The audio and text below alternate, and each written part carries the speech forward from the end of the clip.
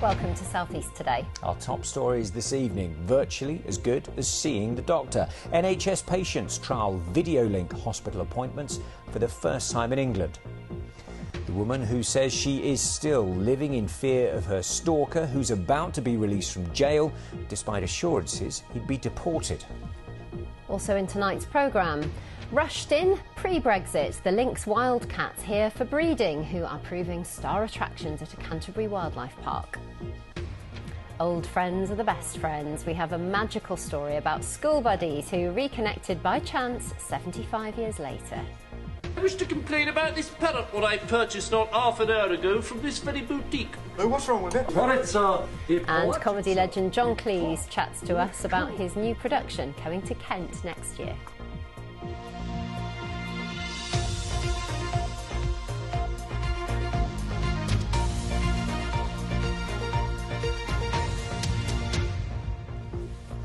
Good evening. For the first time, patients in the South East are going to be offered the chance to have some NHS consultations via video link using their computer or smartphone rather than having to actually visit their consultant. Yes, the Surrey and Sussex Healthcare NHS Trust is one of only a few healthcare providers in the country to offer the scheme, although it's already used in Scotland and also Australia. Our health correspondent Mark Norman reports. Your breathing, I think, was one of the issues. Is that right? This isn't just a Skype or FaceTime call. Donna has logged into the hospital website, entered a virtual waiting room and is having her regular consultation from her home near Crawley. I've got a spinal cord injury, so the extra appointment to speak this through was obviously needed.